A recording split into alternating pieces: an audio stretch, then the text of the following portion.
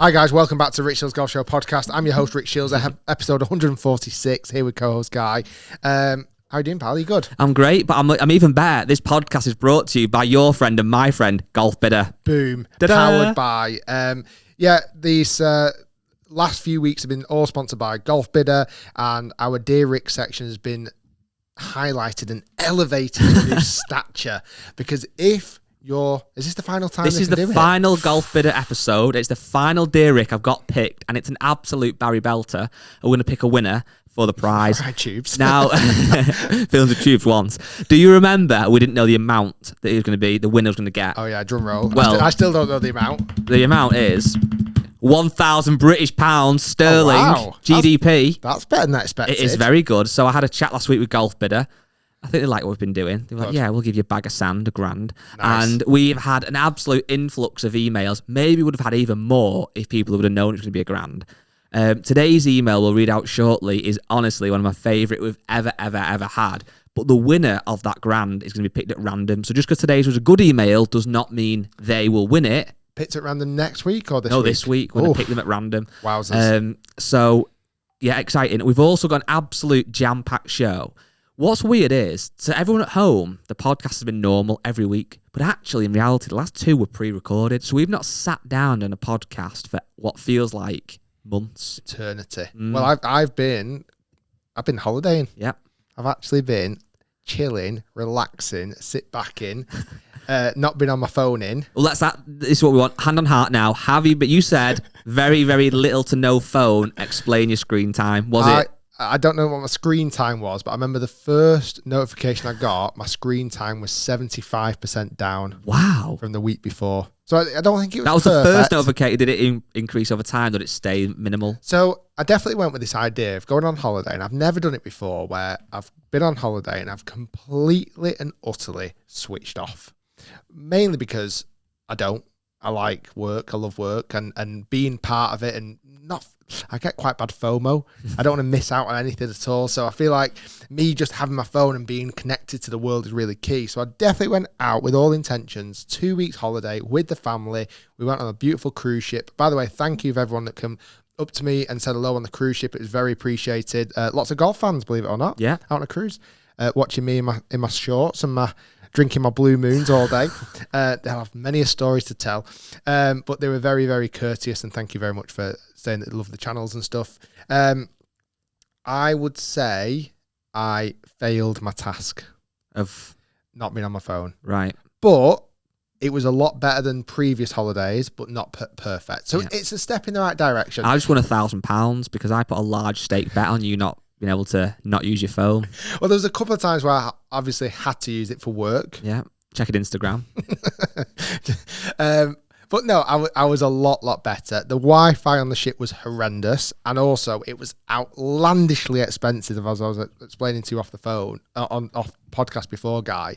But I paid it because I needed it. I needed that fix. Yeah. And it was better, but not perfect. Good. But I feel more refreshed. I've come back with it's kind of Thursday back into work today. Definitely, I've got a bit of holiday blues. It's nice just to sit back and relax and do nothing, but I'm ready to get going, get started, start making some more videos again, and hopefully everyone's been enjoying the content anyway. We've got some more good videos coming out. We've done 3 matches so far.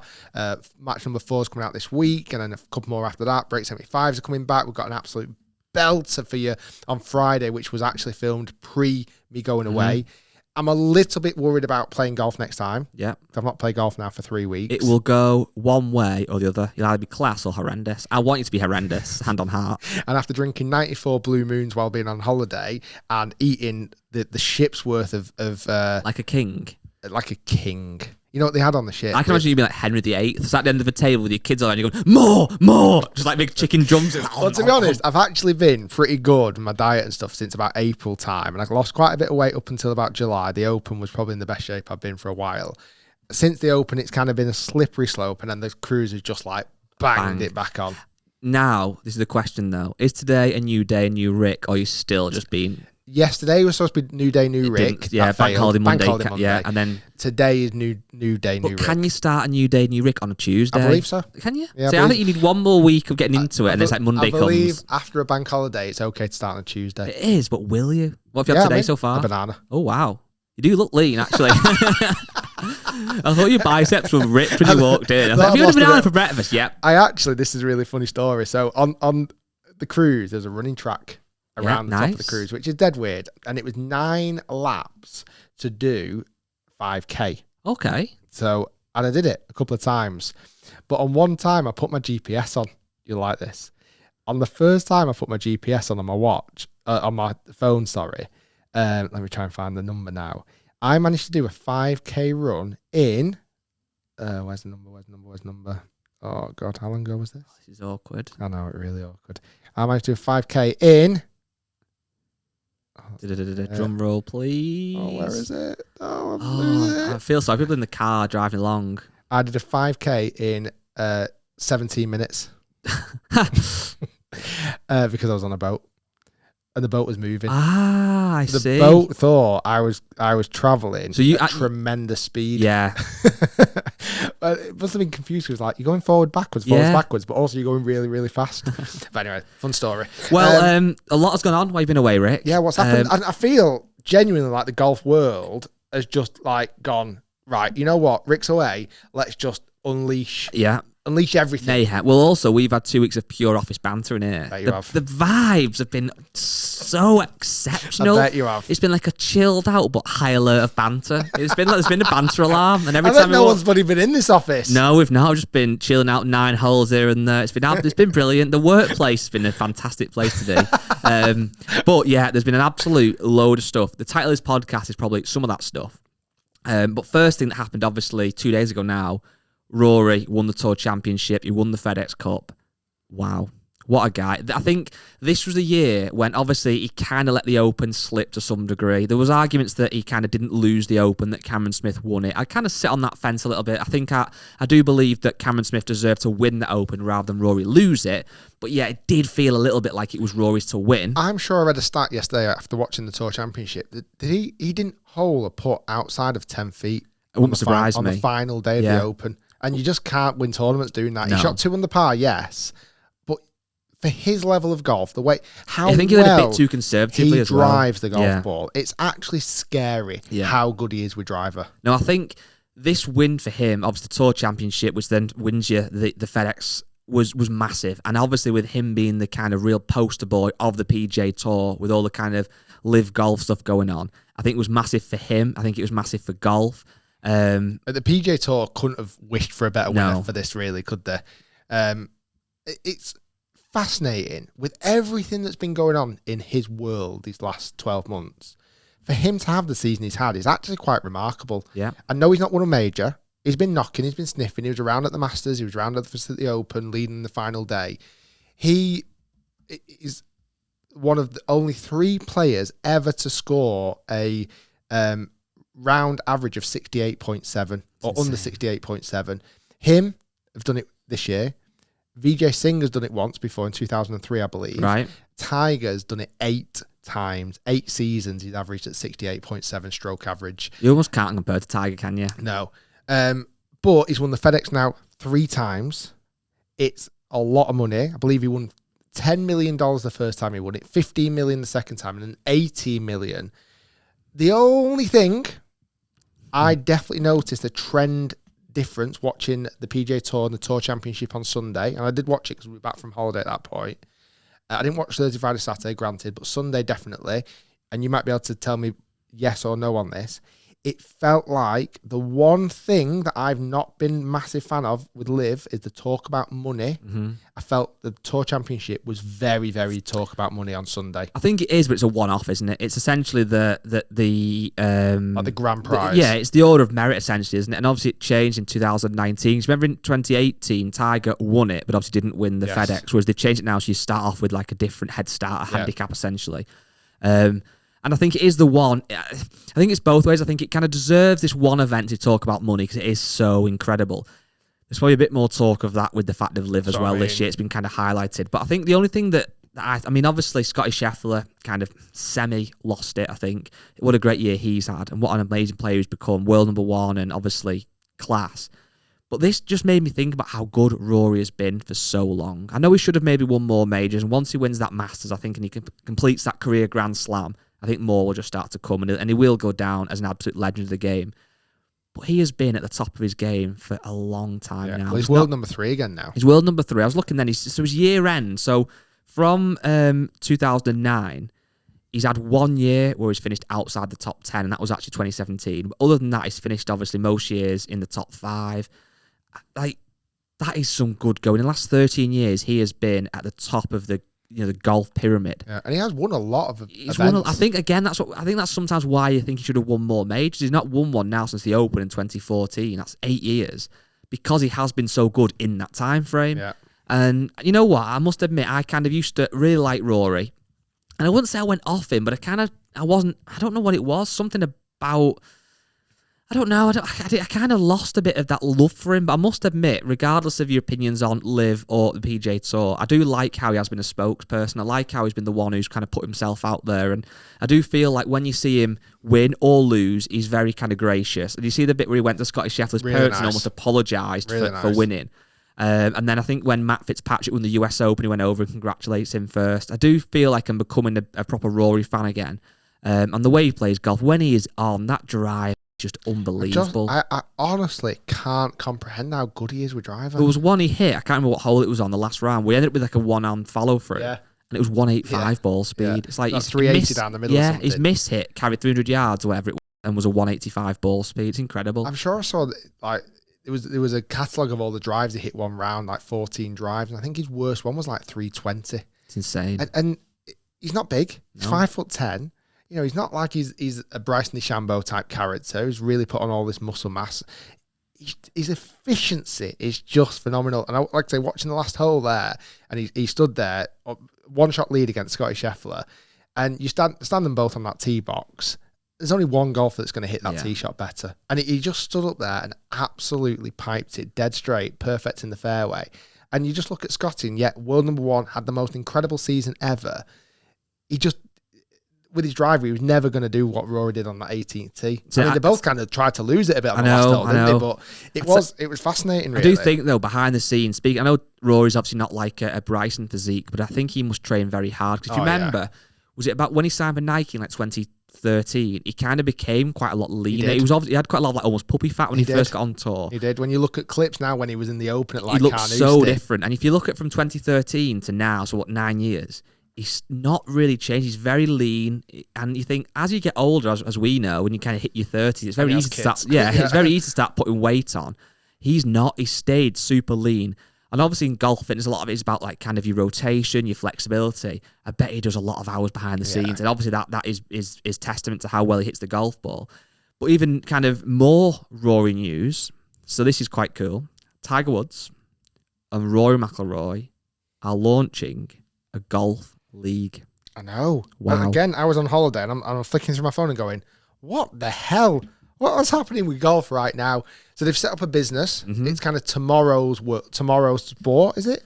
It's like I've got an email. MWR or something like that. I got an email from Tiger. Let me just pull it back up again. Whatever. I'm sure Tiger just messaged me saying, hey, Rick, just a heads up. So essentially, got something coming out. You might want to get involved. Tiger Woods and Rory McIlroy are launching a tech-infused golf league in partnership with the PGA Tour. They'll have players competing on 6 3-man teams in 15 regular season matches and a playoff, which will start in January 2024. The new league, TGL, which I think must stand for Tiger Golf League, or Tomorrow Golf League, or whatever, but let's be honest, Tiger Golf League, we'll call it, will feature 2-hour 18-hole matches on virtual courses. The matches will take place on primetime Monday night in custom-made venues yet to be determined. And there's been some renderings that we'll place in the video version of the podcast that kind of show what it's going to look like. And it's essentially a hybrid of simulators where you'll hit, obviously, full shots, but then that kind of big indoor putting greens and bunkers with huge screens and audiences. It looks very, very different. But yeah, that's going to launch. So not this January, the following January. I think it's going to be 15 weeks.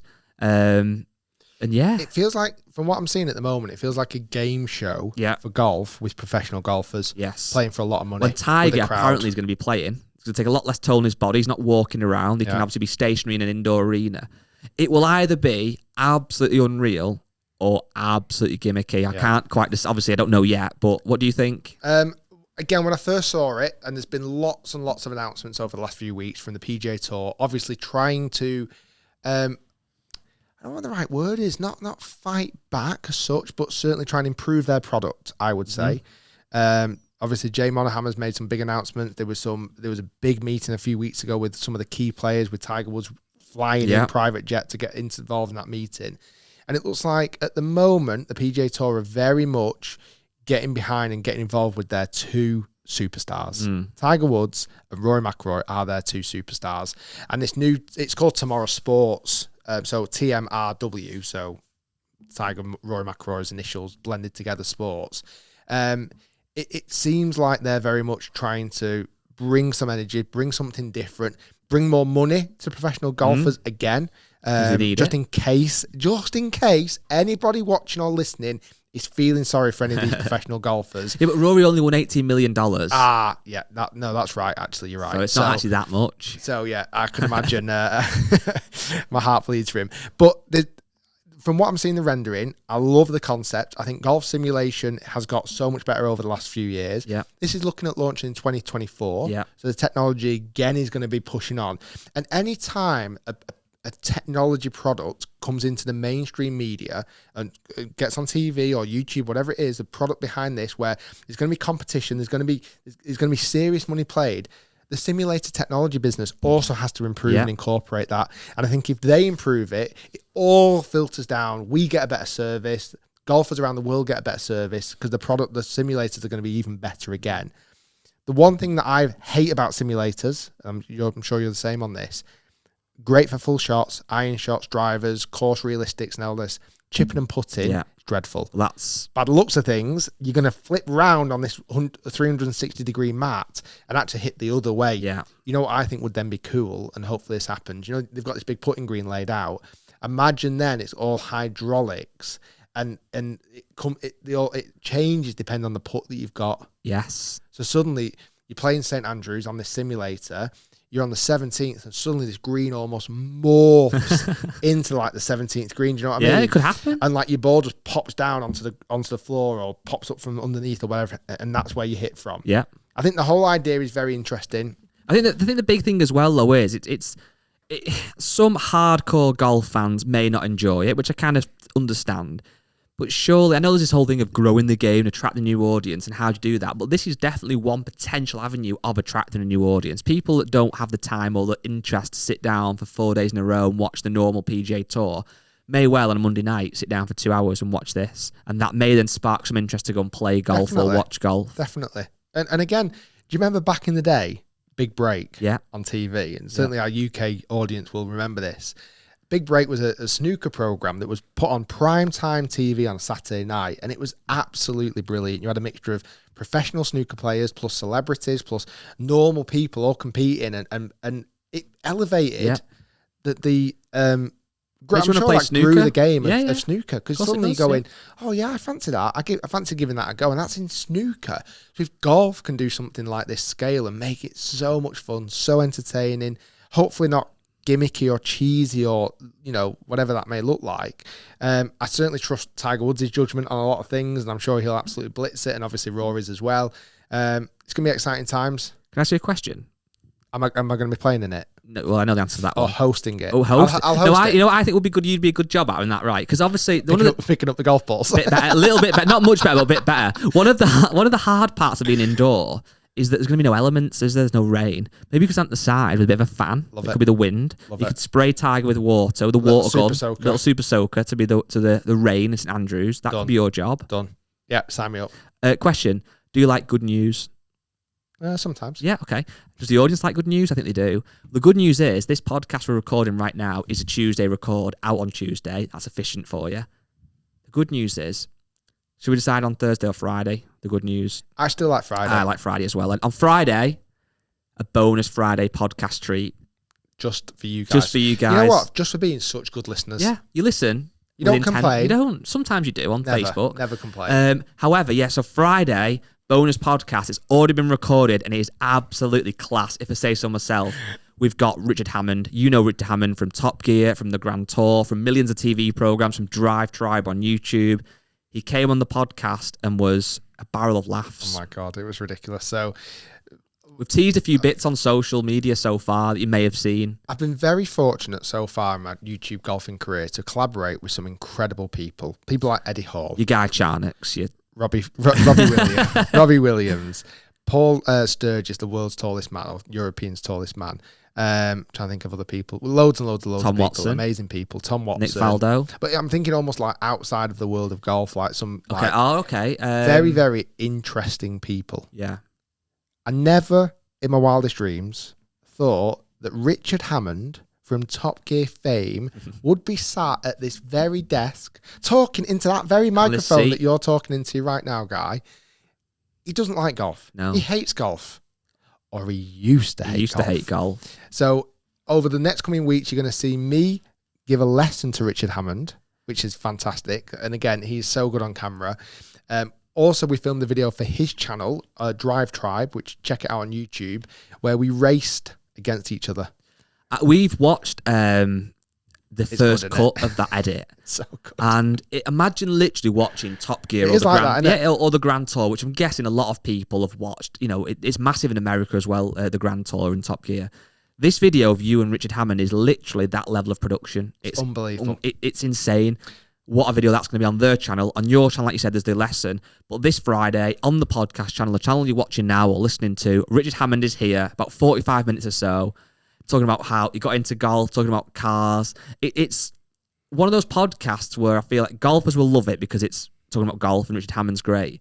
But also, if you've got friends, if you're listening or watching, you've got friends who aren't into golf but like Top Gear, pass this over to them because they'll also enjoy it. It's not too golfy, is it? I feel like it shouldn't have worked, but it absolutely worked. It did. So it's a bit like me. At the minute, I'm having a lot of brown bread, peanut butter, and salt and Pringles on a sandwich. On paper, that shouldn't work. In reality, it's so good. There's a crunch and then the tomato sauce. Sorry, peanut butter. It really works. Well. Sometimes ketchup, sometimes salt and pepper. I'm not sure about that. No, it does. Anyway, each to their own. Sorry, I forgot. You only have a banana. I don't have bread anymore. Speaking of good news, shall we get into the golf bidder? Dear Rick, let's do it. So this, dear Rick, firstly, this has been very kindly sponsored, as we said, for the last 4 weeks by one of my closest friends, probably more of a close friend to me than it is to you now, because they don't ring me anymore. Exactly. I've been having phone calls while we've all actually having a good time slagging you off as well. Right, perfect. While you're on the cruise, we're really putting the world to rights and saying, yeah, this is about Rick and that about Rick, and he cheats when he goes running saying it's 17 minutes for a 5K. No way he can run that fast. And it was really enjoyable. So just so you know, that was really good. Right. But jokes aside, Golf Bidder is a great place to sell your golf clubs, make a bit of dough, or buy golf clubs. And you have had some great challenges before where you've bought some bargains on Golf Bidder. And I know this, and you know this, and the audience know this. New shiny golf clubs out of wrapper aren't always better. Technology has kind of hit a bit of a wall. So if you want a good driver but don't want to pay a fortune, go to Golf Bidder.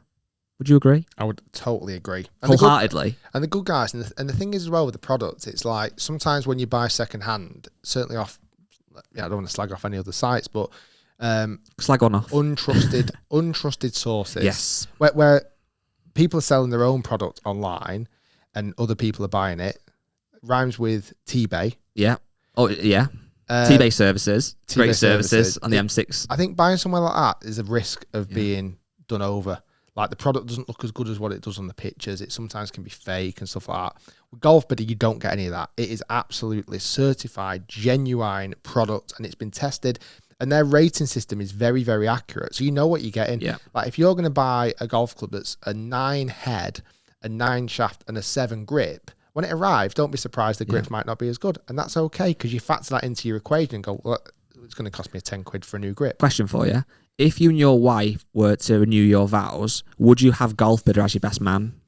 An usher? A guest. Not an usher? Maybe a nighttime guest. Wow. I thought there's more trust than that.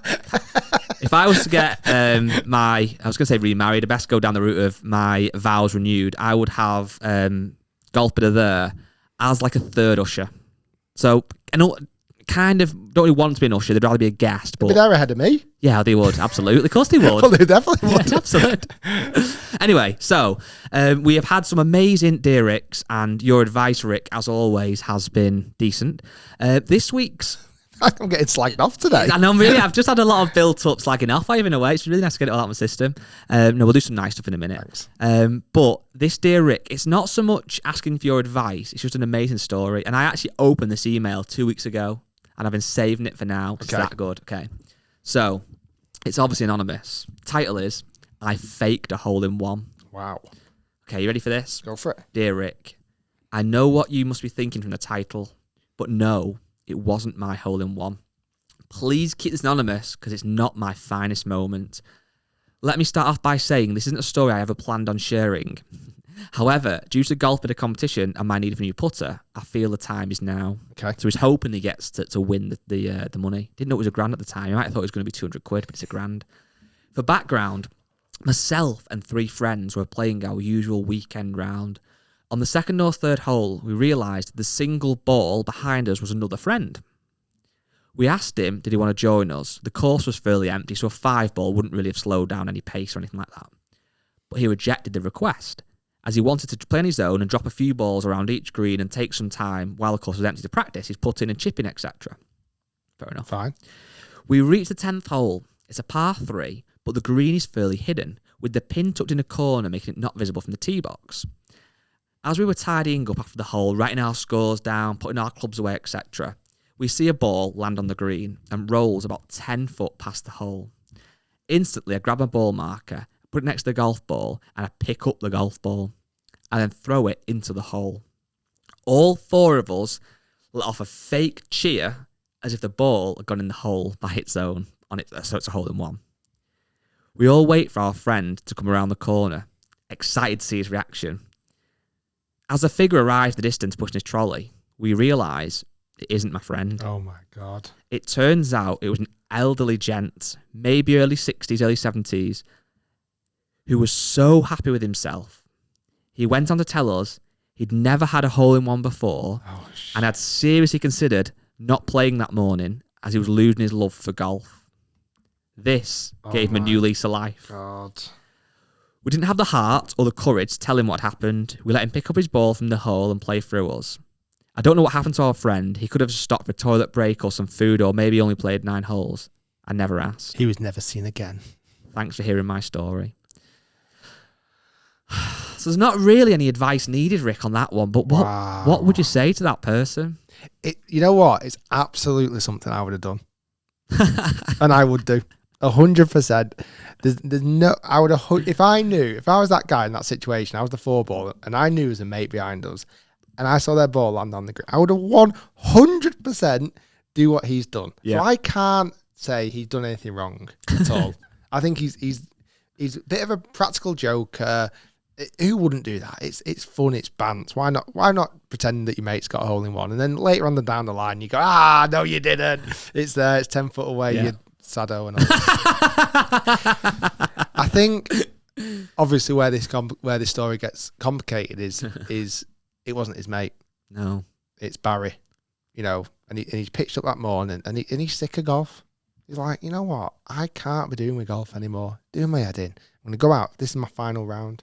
I'm going to play 18 holes. And after this, I'm selling my clubs through Golf Bidder. Nice. That's really smooth. And, taking up fishing. Yeah. Okay. That's it. I'm done. And his wife said, Barry, before you leave today, promise me one thing. If you get a hole-in-one, you'll keep playing this game. I know how much it means to you. Okay? So he went out and he had this mission in his mind. He went, okay, Maureen, I'll do this for you. Okay? And he walked up there and he put his cleats on in metal spikes, obviously in the car park, and he changes his shoes in the car park because Barry doesn't abide by the rules. Yeah. And he plays and he's on his own and he sees some guy in the bushes having a whiz and he thinks, well, I'm going to play through this guy. Doesn't ask him. Doesn't need to. He's been slow all day. I've got this group of 4 lads in front of me and they're doing my head in, they're laughing and look how much fun they're having. And they're smoking. Look how much fun those 4 lads are having in front. 2 of them are vaping as well. You know what? As soon as they get off the ground, I'm going to fire this ball right at them. Yeah. I'm actually going to try and hit him. Yeah. I'm going to take one of them out because that'll make me feel better about my life, Barry's thinking. So he took one more club And he never reaches this par 3, this blind one over the corner, pins tucked where you can't see it. He normally hits his 9 wood. He went with a 7 wood. He thought, I'm going to get it there this time. I'm going to actually accidentally hit it too far and probably would take one of them out because I hate golf. I hate life. Remind me what golf ball he was playing? Spalding. Yes. Okay. I did think DDH, but I'll happily go with the Spalding. Which he'd found on the previous hole. Yeah. And he hits it, and it's slightly into sun, so he can't quite tell if he's hit it well or not, but he's thought, that sounds good. He's thinking, I'm not going to shout 4. Can I ask you a question? In my head, his 7 wood, his 9 wood don't have head covers on. Is that correct? Correct. Yeah. Very scratched. Yeah. Very, very scratched. really Golf thin would grip. actually value it almost as a 3. Yeah, and the grip on his club, it's just never been re-gripped. Never. It's really slimy and horrible. And ugh. Never. And he uses those winter tees. Yeah, that's 3 attached to 1. Yeah. Yeah. Which he thinks are practical. But why would he want to buy tees all the time? That's the point. No point. So he hits it, and he think that's a decent. I'm not going to shout 4. You know, this is the last time I'm playing golf. I'm not shouting 4 today. If I hit someone, I hit somebody. So I don't need to come back to and it's the my golf last time course of golf. today. I'm quitting golf. I don't need to come back to golf today. And all of a sudden, he hears this eruption, and he thinks, "No, I've never had a hole in one. This can't be a hole in one. no, this can't be." I was ready to give up this game, and he walks over the hill, and he's proud as punch, and he gets there in super speed time, and he's like, looks over the hill, and all these guys are cheering, and he's thinking, "Oh my God, it's in!" Because no way of these. Yeah, they're a bit slow. Yeah, they're having a bit of a fun. No way have they pranked me. No, They're not that type of people. Who does that? No. Who does that? And he walks up there and he gives them all a big hug and he's cheering. And after 15 years of playing golf, he finally smiles on a golf course. The first time he's ever done it. And he thinks, I'm going to get some tonight with Maureen. Wow. So he's only hole in one that night. So he's over the moon. He framed that golf ball, that Spalding golf ball now sits pride and place on his mantelpiece. Yeah. And everyone that comes round for a cup of tea and a biscuit, he tells them that story of how now he loves golf and he plays golf week in, week out. And Maureen's actually sick of it. And he's actually met a barmaid. He's left Maureen. He's now out with a club barmaid called Leanne. 40-year-old, yeah. Yeah. Great. Well, right. Okay. So that was this week's Dear Rick. I'll read them all. I won't read them all out, but I'll remind you what there was. It was fake hole in one guy. Yeah, he wins for me. There was well, you can't pick; it's random. He wins, but he should win. There was the guy that was the bandit he's off 22, can hit 300 yards. Do you remember that guy? Yes, yeah. I do. There was also the guy who wants to keep his partner happy because he wants to play with his dad, and his wife wants to play with him. His girlfriend wants to play with him.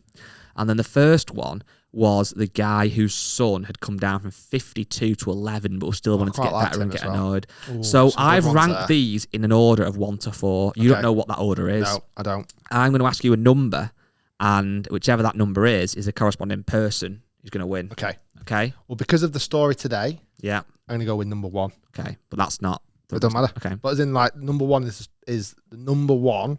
That number 1. Yeah. Was so prominent in today's story. Okay, I'll get you. The hole in one. So I'm going to go with number 1.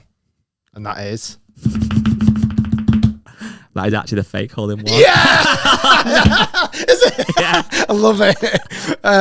Yeah, so there you go. Cheating, faking people, pranking always people. Wins. It always... Putting a smile on someone's face. Yeah. Barry's and Maureen's particular. Yeah. You have won yourself £1,000 to spend at Golf Bidder. We're not allowed to announce his name, are we? No, we can't, but I will email him back and he will. I feel like he'd definitely have a nickname. The guy that did it? Yeah, like Mad Dog. Mad Dog. Do you know what I mean? Yeah, potentially. Like, oh, God, something a Mad Dog would do that, wouldn't it? The only bad thing is his behaviour that was quite bad has actually won him $1,000. No, I don't think it's bad. Okay. I'm as the power invested in me. He is totally. Can't believe you picked number 1. He is totally clear of any of his guilt. Yeah. He has done a good deed. In my opinion, more people should do that. Wow. Wow. There'll be loads of little juniors this weekend going pranking the mates. This weekend, they'll be like on national news. This weekend, there were 450 hole-in-ones in England. And all on blind par 3s. Anyway, that was great. I enjoyed that. Thank you, Golf Bidder, for sponsoring, as always. And there's some great videos coming to the main channel very soon. Also, let's get Barry on the channel. Yeah. Also, kind of rumours and very heavy rumours, very strong rumours there's going to be a number of new LIV Golf signings. I know. And one of which we're hearing is almost a definite, I believe, is Cameron Smith. So the current Open champion, the current champion golfer of the year. The current world number 2. Current world number 2. And he's also his Australian mate, Mark Leishman. There's a few others been rumoured, but I think for the purpose of this conversation, I think Cameron Smith's the one we're going to focus on. Watch what happens as soon as we finish this podcast, it'll get announced. Or it will get denied, whichever. But yeah, it's. I think it's the one that has come out and said no is Cameron Young. Yes. I think there's been a few changes of heart. What's I believe with all the Camerons, by the way? I know, Scotty Cameron. I don't think he's going. Name one more Cameron in the world.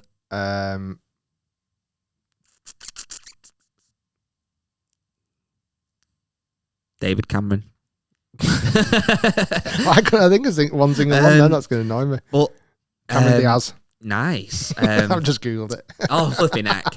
So yeah, the rumour is apparently it's somewhere in the region of $100 million. It may be a little bit more. No, sorry, the other one is that Cameron Trangali. Cameron Champ as well. Oh yeah, Cameron Trangali's meant to be going. Yeah, he's gone now. Yeah, okay. yeah. So there's basically signing more names, and that's nothing kind of new. They've obviously signed some big names over the last 6 months, however long it's been now. There's obviously been kind of, bar maybe DJ and Brooks and Bryson, there's been a lot of the guys who people are kind of arguing are washed up or old or past it or whatever, and then they've just kind of signed them for almost a legacy as opposed to them being competitive going forward. As I said, that has been addressed by your likes of your Brysons, etc. I think everybody, whether you're pro-LIV or anti-LIV, can agree that Cameron Smith is obviously the second best golfer in the world and won the last major. If he goes, which we think is nailed on from, you can tell by the way he's answered questions as well, he's kind of not said no. And you think, well, if you're not going, if you are going to stay on the PGA Tour, when someone asks you, say, no, not at all. Did you see the thing that No Lane Up discovered? No. Oh, the discount codes. So on the website, if you put, a lot of these guys are you're obviously trying to advertise discount codes for tickets, and if you put their name plus 25 after, it unlocks discount. Yeah. And somebody sat there and literally gone through loads of names, and a lot of these suspected players, their actual name and code actually works on the website. I did see that, yeah. So I think we can all agree that unless something massively changes, Cameron Smith is going. How big do you think that is for LIV? Does it change anything, or does it kind of not? What do you think on this? You've obviously had some time to digest it. I feel like it certainly gives more validity again. Yeah. To get in the world number 2 playing in that tournament. It's Boston this week. I feel definitely there has been more hype around the signings and the players over the tournaments. Yes. I feel like now the tournaments at the moment, I only actually stumbled across it this morning that it was actually in Boston this week. I didn't even realise. I feel like there's so much news about the players going. Yeah. Staying, going, controversy. Rory's comments after winning the PGA the Tour Championship. Did you see what he said? About the ones at Wentworth. About the ones playing in Wentworth that he can't stomach it. Makes him sick. The fact that it's great to take it's great to take a tournament lead on the 70th hole. And he said in some events the 54th hole. He's definitely having obviously digs. I just don't still know what it does to the excitement of the event and the tournament. It would be a real catch as such for LIV if they obviously signed Cameron Smith. The money being spoke about is astronomical. It's these guys are multi-millionaires already. It surprises me with someone like Cameron Smith because you've seen him in interviews in the past. He seems very content with his life. Doesn't seem like he wants another 100 million. Likes his fishing and chilling out. But when that deal gets put on the table, it's a very different conversation, isn't it? And suddenly you look at that and go, God, imagine what I could do in the future. This is not only not looking after me, it's looking after my kids, my great-grandkids, my great-great-grandkids. Yeah. I don't know. It's a very interesting one. If he goes, and it seems like he's going to do, I would then be less surprised if some really, really big names go as well. Yeah. I think the one that's going to be a big one is Matsuyama.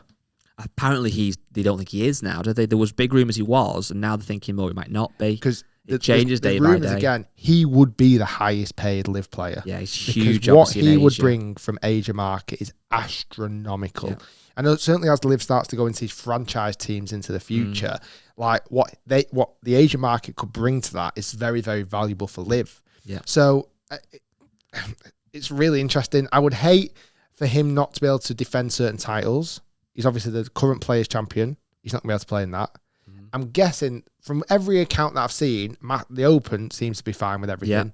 Not fine with everything, I'm sure, but they seem to not be banning everyone. Is it till he's 60 years old? I think he can play in the that. Masters are still not come out and said anything yet, have they? Not it's invitation only. That'll be really interesting to see if some of these guys don't get Masters invites. Yeah. Who knows? Again, he get 5 years, I think, from winning the Open. Right, okay, of course. So it's more... It's the guys that haven't won a major that did in the world ranking points to dip in. Yeah, it's weird, I think. Obviously, we've spoken this a number of times, and we will continue to do so because there's so much news around this. But what I find strange now is I feel like the PGA Tour in some ways feels really strong because of all these new announcements and the fact that Rory is so committed to it and he's obviously so on form. Scotty Scheffler, etc., playing so good. But yeah, equally, because LIV have got these big names now, Bryson, Brooks, obviously potentially Cam Smith, we think, that surely can't be going anywhere either. So it feels like there is going to definitely be 2 tours existing at once, which I don't quite know how that works just yet. The tour that seems to be getting slightly forgotten about is the DP World Tour. Really does, doesn't it? It just seems like, I mean, obviously they've got the biggest flagship event next week. I think it's next week or the week after. I think it might be next week. At Wentworth, BMW PGA Championship at Wentworth. That is their biggest event. And there are 11, I believe. Yes, next week, yeah. LIV players playing in that event. There's a couple of things I'd be really interested to see. I don't think we've got any plans on going just yet to the event, but I'm interested to see how the LIV players get received at somewhere like Wentworth. Yeah, I know we've seen it so far at the Open, and there didn't seem to be. There was a few rumours that there was some boos at the Open for someone like Ian Poulter on the first tee, apparently.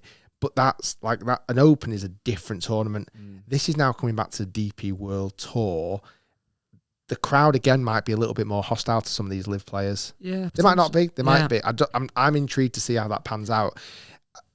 What I'm not liking at the moment is this kind of split between professional golf. Yeah, like I feel like professional golfers are now starting to argue with each other. I've seen it with Lee Westwood and Eddie Pepperell on Twitter this week.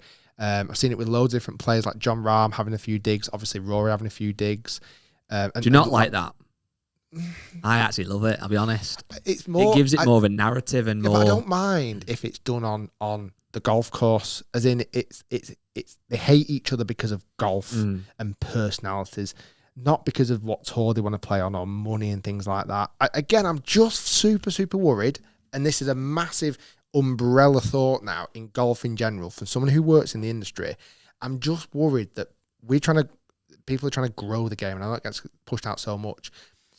Growing the game comes from money. Money can grow the game. I just feel like when people are looking in from the outside now, just going, bloody hell, all these golfers talk about is money. Whether it's on the DP World Tour, PGA Tour, LIV Tour, whatever. It's turned so much about money. I do agree with you, and I'm not, but just trying to counteract that. Do you think when young kids start playing football, they care about a player leaving a club because they want more money? Like, it doesn't stop kids playing football, does it?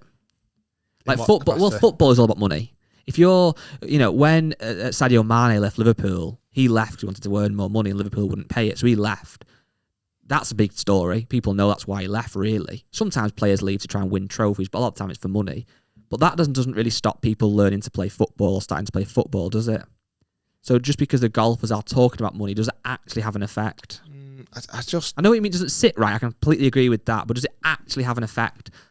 Like, people that go and play golf on a weekend, they're actually not going to go and play golf because Cameron Smith signed for 100 million. So, although it doesn't sit right, it's not nice, does it actually make a difference? Yeah. I remember probably when I fell out of love with watching football was the time when Rooney was like complaining about how much money he makes and like asking for more money. And that literally stopped you wanting to... I was like, they get to do the dream job. For most people, that is a dream job. Like being a professional golfer is a dream job. And I'm looking at this going, you greedy sods. Like, I'm not liking this. And certainly when you look at real passionate fans and you look at the ticket prices and you look at kit prices and things like that and you think, oh God, it is too much about money. And I think I've probably had that perception of football for a long time. And you're right, it probably won't stop people playing. But I do watch football with this kind of like, why are you whinging, complaining, rolling around the floor when you're getting paid all this money? Why are you being whinging because you're being substituted or whatever? Like, I just look at it and go, God, you just spoiled little brats. And I'm just worried that this is the first time we're seeing this in golf. And I've always thought that golfers, maybe wrongly or rightly, it's all about trophies, it's all about winning, and the riches come after that, yes. But I just feel like it's that mindset is changing a bit too quickly for my liking. Yeah, I think you're right. I think you certainly, it's quite a big U-turn very quickly. Yeah, in the you world certainly, of golf. like, you're not alone. I've heard people before say they've stopped to go and watch a football club because the season tickets are getting stupidly priced, or they've stopped buying the kits because they're getting too stupidly priced. So and that may ultimately stop them watching the game. So I do agree with that, I suppose. With golf, you could have that where people say, you know what, I'm sick of watching the LIV golf, or I'm sick of watching PJ Tour because all they talk about is money. But I still think people would play golf. Maybe that's the two different things. It's watching versus playing, I guess, the other thing as well, like, and again, I've not experienced this firsthand yet because my kids aren't particularly old enough. Certainly, if my boys or girls get into football, but even just watching like kids play football now, they're like diving, they're rolling around. That's true. Like they're giving jip to the referees because they're learning that from the professional footballers in the game. And you know, is that good? Yeah. Football is still playing, but like I was walking past kids on like being on holiday, and some of them are all dressed like or have the hairstyle like Jack Grealish, you know, his long hair and his headband, and that's been going on for a while. Like David Beckham obviously did things like that, and people imitate their heroes. I just worry in golf that we're not imitating the heroes now as we were growing up, like Tiger, and we imitated his mannerisms and his winning mentality and his attitude. Yeah, to some degree, is like one mindset. I just feel like now it could turn into this idea that people are just imitating like the money. Like it's all about them. Like I know it was a few years ago now, but like Rory's not talking about money yet. When he walked off, was it the FedEx in 2000 and whatever it was, 15? And he's doing this with his hands because he's just won 15 million. I don't know. I just worry. Worry about what that's going to be in the future. I think only, not that I'm massively pro-LIV, as people listening who will listen week in, week out will know, but I think only in LIV's defence, very loosely, the money is such a big talking point now because they're trying to get the players in, I guess, aren't they? Once they've got that established 48 players, obviously each week will be about money, but there'll be less talks about such a body getting signed to LIV for 100 million potentially. However, they may keep trying to attract new golfers, so we don't know. But you're right, I think we've all got... I'm almost a bit, again, I'll go back to this F1, I'm almost quite surprised when it gets released how much the F1 drivers earn a year, because it's not so obvious. And that sport is outrageously expensive. Like, to try and run an F1 team is outrageous. But like, I look at it and go, oh yeah, I didn't realise Lewis Hamilton was getting paid that much. But it's a sub-narrative. Yeah. It's the performance and then the sub-narrative. Oh yeah, of course he gets paid that much because he's so good. Yeah. And I feel like that was always in golf. Yeah. Like, people didn't know how much Tiger Woods earned. They knew how many majors he won or how many tournaments he won. It's only becoming now about it's flipping the other way, unfortunately. Like, how many times do you scroll on Instagram now? And I had to look a minute ago how many events Rory had won this year. I know how much money he's earned dead quickly. There's about 15 posts this morning about how much money he's earned this year. Yeah. But actually, when you're looking at it, how many tournaments has he won? Where did he place? Like, I don't know. It's just it's a different storyline that I'm certainly not used to just yet, and I'm sure people will get to it. And I'm not one bit I want these guys to make an outrageous amount of money. They're super talented. I don't mind. Give Rory McIlroy 100 million for winning yesterday. Doesn't bother me. It's more, don't make that the story. Make the golf the story first, in my opinion, personally. Yeah, anyway. I don't disagree. So we've had loads of questions on the Facebook group. So if you're listening to this, watching this, and you've not joined the Facebook group, come on. Play the game. Why not? Search for the Rick Shiels Golf Show podcast on Facebook. You'll find the group. There's 78.1 thousand members now. My God. So it's growing. We'd like to see you in there, wouldn't we? 100%. Rick personally welcomes everybody. Shakes your hands, he does. So if you want to shake Rick's hand, why would you not? Join. And also, please continue to show your support for the podcast. We are constantly getting more and more people saying they're in the clubhouse, which is great. The clubhouse is getting busy now. We need some ventilation. It's getting crowded. We've actually put a marquee on the west wing. We have. So that's going to help a lot. That's where the new people have to go. Yeah. The new clubhouse members. If you're thinking, what's the clubhouse? Simple in it. It's basically when you've listened to every single podcast or watch, whichever, you enter the clubhouse. Yeah, and say hello to Marco, our new chef. Yeah. And Gillian, our new front of house. She's lovely, Gillian. Amazing. So yeah, if you go in there, 10% discount off your first food order. And there's no dress code. And Marco does a phenomenal lasagna. With chips. if you want. I normally say chips, no salad. He knows me too well. Anyway, in the group, many people have asked questions. We said that we were doing a podcast right now, so get your questions in now, or else it won't get answered. Neil has said, right, this is a good one, this. If Rick was to play good in a Ryder Cup style 6v6, okay, which 5 other European golf YouTubers would he pick? Now, I want to go purely off ability here, not following and who's got the most subscribers, purely on ability. So who would you pick? Okay. Who's going to be able to battle those guys? It's going to be a tough match. I think you got to go Pete. I'm going to be non-playing captain. Oh, wow. Okay. I'll go Pete. Yeah. Well, definitely. I would go Andy Carter, Matt Fryer. Yeah. To get those guys in, my mates. I would then, who else would I pick as playing? And it's all off scratch, I guess. Yeah. I thought it should be easier than what I'm making it out. Are you definitely not playing them? Oh, yeah, I'll play. Why not? I'll make it fair. Don't forget, though, because a couple of the guys aren't like scratch golfers. So you could have a couple of more. You could maybe have who old man Pat from Golf Mates. Yeah, he could pap it round and he would definitely beat him. I'm trying to think now. Who would I do? Come on, Rick. I should have had more preparation on this. So me, Pete, Matt, Carter. I need 2 more. I'm going to go with, and this is European. Yeah. I bet people are going, oh, why are we not picking him? Yeah. Who am I not picking, guy? Who should I pick? I've not picked yet. Someone.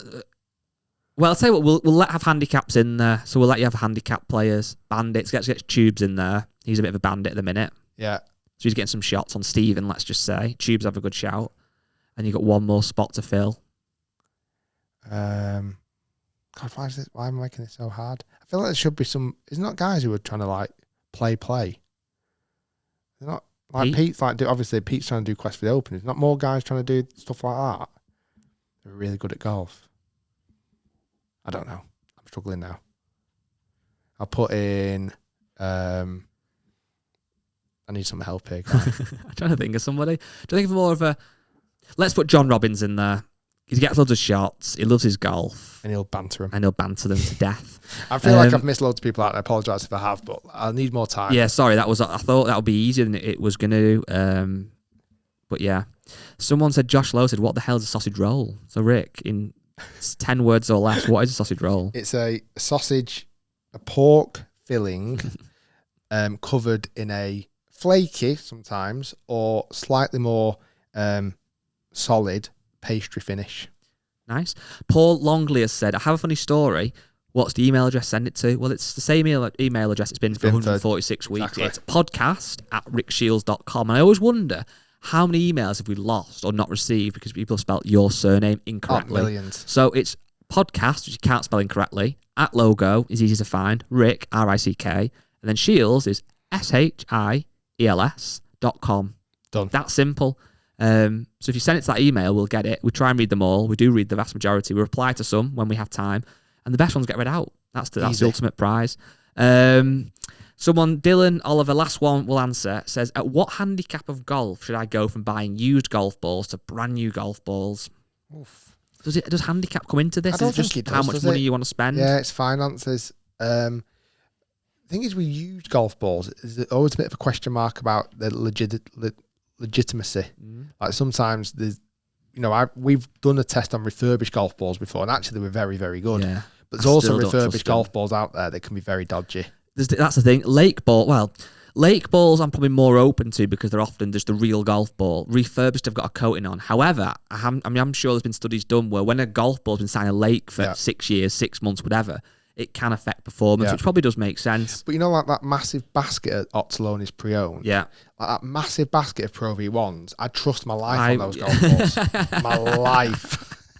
Because they've just been hit a couple of times, been lost by, Americans that have bought some, St. Andrews golf balls. Just to get one more thing in before we end the podcast. You and your wife are renewing your vows. Yeah. You've got Golf Bidder there as a guest. That Pro V1 to Ottoloni's in the basket, would they be an usher?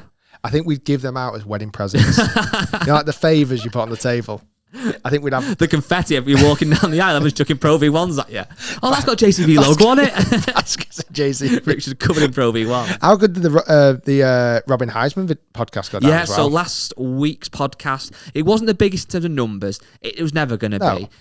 People like the beef comments are amazing. Comments. I actually called up European God Designs last week when you were off, and unfortunately Robin was on holiday, but I spoke to one of the guys. It was great, and just passed on our comments of how good it was, how well it's gone down, how much people have loved Rob, how knowledgeable he is, how interesting he is. So if you've not listened to last week's, as it wasn't as clickbait as others, go back and listen to it. It was really good. It'll be one of those ones that you probably start it and go, I don't think I'm interested in this. And we saw a lot of comments about that. Yeah. Not that interesting course architecture.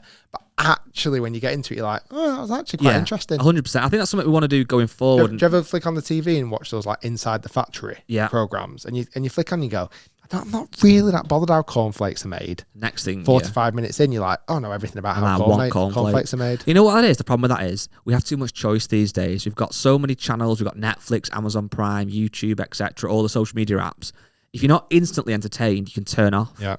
So we ask you to don't always look to be entertained in this podcast. But when you're in the clubhouse, it's a chore. You have to listen to it unless you don't want to be in the clubhouse. And just a quick note on that. You know, the podcast, some weeks it's me and Rick chatting nonsense, chatting about the current world of events of golf, and Rick and Brooks Koepka beefing, etc. John Daly's. Other times we have... You know, did follow me the other day, sorry, on Instagram. Go on. Brooks Koepka's caddy. Oh, wow. So he wants to set up the fight. Maybe the development here. Oh, wow. He's going to be the middle. He's going to be the referee. Maybe he's his corner man. I can be your corner man. Okay. I can like rub that like cream on your face in between rounds. What is it normally? Vaseline. Get your white towel throwing. Rick, stay behind your jab. Stay behind your jab. 1-2's nice and comfortable. Just jab him. Because he going with the haymakers. You see, right? If you compose yourself, just jab. Fast. Yeah. Like a whippet. A little whippet. But yeah, some podcasts, some weeks are going to be guests where they're a bit more serious. Some weeks there's a bit more banter vibe, i.e. Hammond, which is coming this Friday. Don't miss it. It's a good one. My voice is gone now. One. Right. This podcast was dedicated. I can't even speak anymore. This podcast was powered by, first off, Golf Bidder. Banter. But it was in dedication of Barry and Maureen.